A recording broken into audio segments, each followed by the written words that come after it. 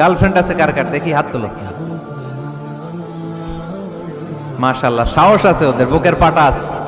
হাত নামা বেটা। এই গার্লফ্রেন্ড বয়ফ্রেন্ডের সাথে আমাদের কোনো সম্পর্ক, আমরা বিয়ে করব। কি করব? বিয়ে করব। চেয়ারম্যান সাহেব বিয়ে করাই দিন এগুলো, আপনার দায়িত্বে দিয়ে গেলাম। এই গার্লফ্রেন্ড বয়ফ্রেন্ড এগুলো ইসলামের কালচার নয়। বিয়ের চেয়ে ভালো কাজ পৃথিবীতে হতে পারে। বিয়ে করতে গেলে বাপে বলে আগে নিজের পায়ে দাঁড়া। তো এতদিন ও কার পায়ে দাঁড়াইছে?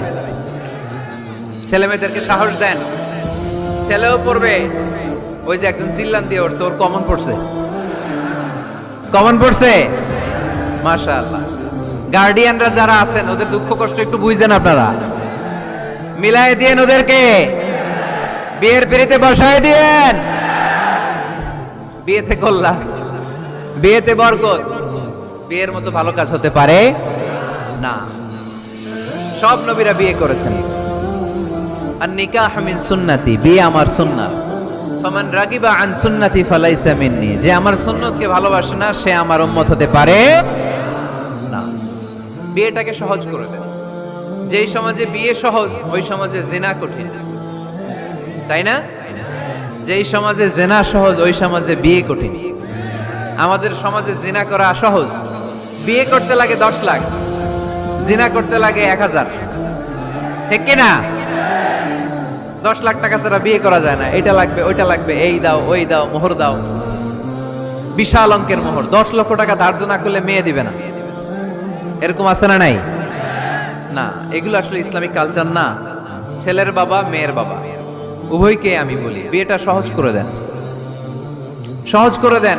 ছেলে পড়াশোনা করুক, সমস্যা নাই, মেয়েও পড়ুক, কিন্তু তারা পবিত্রভাবে তাদের সম্পর্ককে মেনটেন করুক। ঠিক কিনা? তাদের এই যৌবনের তাড়নায় যে পাপের সাথে জড়াবে তার পার্সেন্টেজ গুণা বাবা হিসেবে আপনার কাঁধেও আছে না নাই? এজন্য বাবারা সাবধান, মায়েরা সাবধান, বিয়েটাকে সহজ করেন। এই এলাকার যুব সংঘ যারা আছো, তোমরা একটা ক্যাম্পেইন করবা এই মাহফিলের পরে, টাইমলি ম্যারেজ ক্যাম্পেইন।